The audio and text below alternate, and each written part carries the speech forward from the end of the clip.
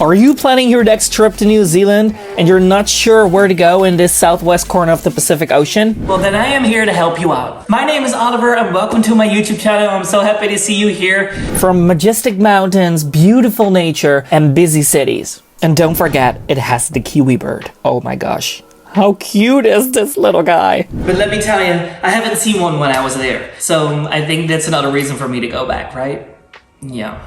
So I went to New Zealand last December 2022 and I visited the North Island and the South Island. And no, don't worry, I'm not just gonna give you a list with the top 10 of places that you should visit, because there are a ton of different videos on YouTube where you can find the top 10 places to visit in New Zealand. But what I think is that all those videos show you the places where all the tourists go. Whereas I'm gonna make this video for travelers. There's a huge difference between the two, right? And I wanna tell you the places that I enjoyed so much. So yes, I will be covering some of the most famous places in New Zealand, but also the restaurants I'm gonna give you and lookout points where I have personally been to and which I loved. So forget about the standard tips like Mount Cook and all of that, and stay with me because I'm gonna give you the real hotspots in New Zealand. Without further ado, let's dive right into the video, and we're starting with the North Island.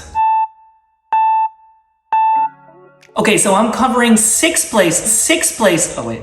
I'm covering 6 places, I can count. 6 places in this North Island, and we're starting in Wellington, the capital of New Zealand. This was also the first city where I've been to. I arrived from Barcelona through United States, Dallas to Auckland, and then on another plane to Wellington. It literally took me over 32 hours to arrive to New Zealand, whereas the longest flight was from Dallas to Auckland, which was 14 and a half hours.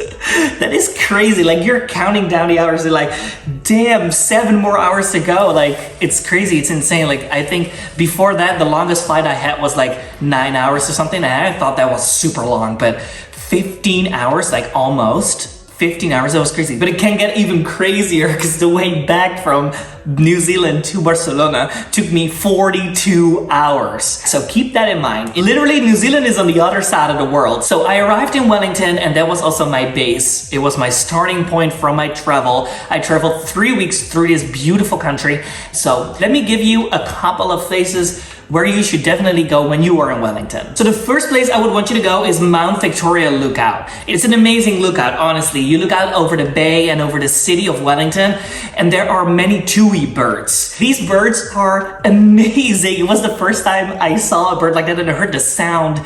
I don't know, I can't describe it. It's like, you're gonna hear it. It's so funny. But they are there on the hill, and they're actually everywhere in New Zealand, especially in the North Island, and in Wellington they're all over. Wellington is known for their heavy winds and their stormy weather, so be sure to go in summer, which is winter for Europe and United States. So go in December, January, February. You will get the best weather in those months, right? So and if you are in a festive mood and you want to grab some cocktails, I would definitely recommend to you Lola Rouge. This place is so cute and it's located right in the center, in the city center of Wellington, and it's just a nice place. I enjoyed that. And if you want to grab an amazing brunch with beautiful views, stunning views, then definitely go to the beach house and kiosk. So cute. The views are amazing, honestly, and the food is really good as well, so definitely check that one out. It's located a little bit outside Wellington, so you have to drive to get there or take the bus or an Uber, but Uber is kind of expensive, I'd say. Definitely recommend you to rent a car in Wellington, because we're gonna go up this North Island and you'll need a car to do that, right?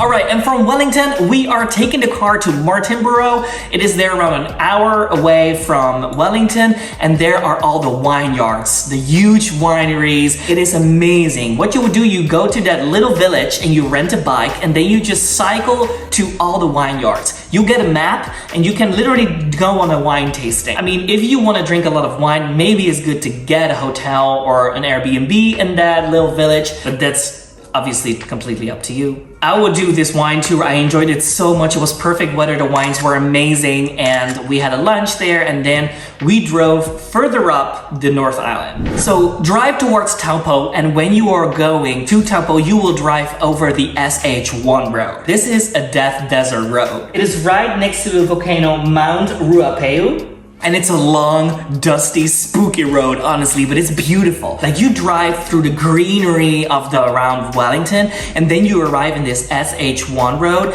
and everything is that. Everything is brown, everything is rocky, and it is just complete change in like 5 minutes. It is amazing, honestly. Drive through that road, and then you arrive in Taupo. Taupo, stay there for a night, definitely. It's so quiet and cute. It's a really nice village next to a lake. It is amazing. And don't forget to visit the hot springs here. This area is known for their hot springs, so definitely go and check that out. Do that for 1, maybe 2 hours, because otherwise your skin looks like grandpa, you know, I always have that. I cannot be too long in the water, but it's beautiful and it's just so special, and it's really nice actually to take a bath in natural hot water. And then we arrive in the peninsula of the North Island. Go to Whitianga and hop on a boat tour. This is what we did as well, and they took us to the most beautiful beaches and rocks standing there in the water. We saw amazing fish, like big as like this. Well, this is not big, like this, literally like big fish. And it was just swimming there with beautiful colors. The water was so blue. It was just a very nice day trip. So I would definitely recommend you doing that. And then just grab lunch right there in that little cute town. There are a bunch of restaurants there, so just pick the best one. And after lunch, you just go to your hotel. Maybe you do a little hike there on the peninsula somewhere in the hills, which is so beautiful. It's very rocky. It's so different from the south of the North Island, because that's basically what you are doing every day, every minute in New Zealand, enjoying nature. And after that, you will take the car back a little bit south, because you have to exit the peninsula and go to Auckland, the biggest city of New Zealand. And this city is practically like almost all the cities in Europe or United States. A big city, a lot of people, crazy cars and tall buildings and stuff like that. So definitely go to the Sky Tower. That's a touristic place that I would say, okay, you have to go there, been there, done that, right? Take a picture of it.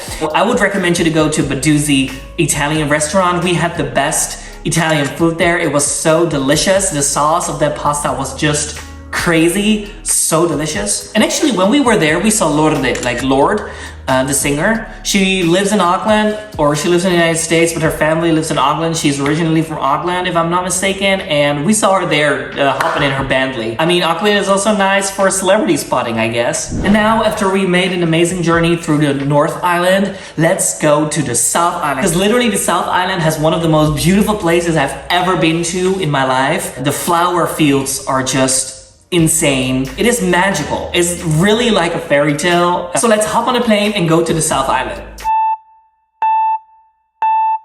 A flight from Auckland to Christchurch takes around 1.5 hours, so it's literally around the corner. So I already said it, but the first city that we're gonna visit in the South Island is Christchurch. This is a really cute village, but when I was there, I wasn't spending a lot of time there. I visited the botanic garden, which I liked, and we had lunch there. It was a very nice sandwich, by the way, that we had there. So I'll definitely recommend you to go there and check that out. What we did actually was take in the car and we immediately went to the nature reserve there, to the Annadale Reserve, which is beautiful. I've never seen blue water like that in my life. It was amazing, honestly. The boats there chilling in the bay, and you have lookouts. It's like high hills and mountains and forests, and everything comes together there, kind of. It's just very idyllic. It's so cute. So definitely go to the Annadale Reserve. You won't regret that, honestly. And from there you take the car. It's around 6-hour drive. It's pretty long. Let's hop in the car and we're driving to Lake Tekapo. Right next to this lake you have a lupin field